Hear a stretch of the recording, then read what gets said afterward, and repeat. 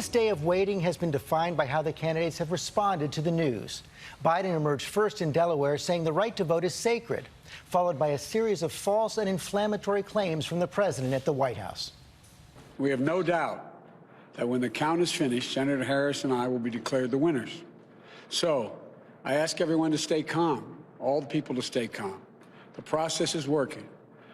The count is being completed, and we'll know very soon. If you count the legal votes, I easily win.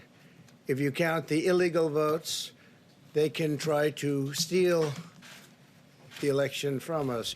Chris Christie, it should not have to be said, counting absentee ballots is not illegal, it is not fraud, it is not corruption. George, let's say I've been fortunate enough to be on the ballot a number of times myself. I've won, I've lost. And so as a candidate, you're even more invested in the integrity of the system.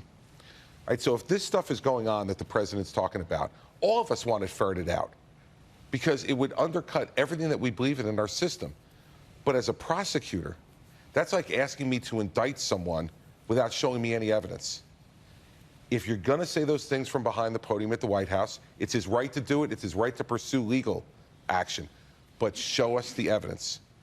We heard nothing today about any evidence. I want to know what backs up what he said so that I can analyze it. And let me tell you, if he's right, I'll be outraged, and I'm sure you would be too. And if he's wrong? And if he's wrong, then the American people are going to be able to make the judgment about this election that the results have been fair.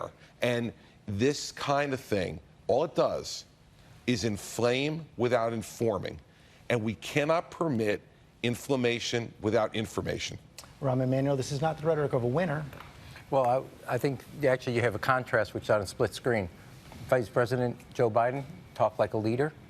Donald Trump talked like a loser. And the American people saw it for themselves. And David, he did try to amplify his message by breaking right into the evening news. Yeah, he knew exactly what he was doing. This large audience across the broadcast networks in coming on in the middle of our newscast tonight.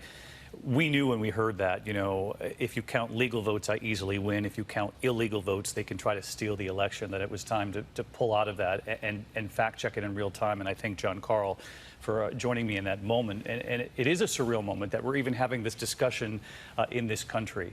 What America is witnessing right now is the unprecedented early vote in the middle of a historic pandemic in this country. Millions of Americans who wanted to vote safely, who wanted to make sure their vote counted. And George, you and I, for weeks on our broadcasts, were talking about how slow this could be because so many states did not even begin processing these early votes until Election Day itself. Now, on the flip side, states have different processes. Look at Ohio. Remember election night on Ohio? It looked like it was a great night for Joe Biden. It was blue for much of the night.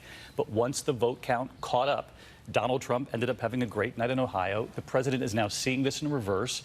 And we should point out, just as the governor has, if there is evidence of illegal votes, ABC News and I'm sure all of the other news outlets will chase that down. But we're not witnessing anyone stealing anything tonight. This is democracy, and we've asked the American people to be patient, and they deserve a lot of credit 3 days into this. Lindsay.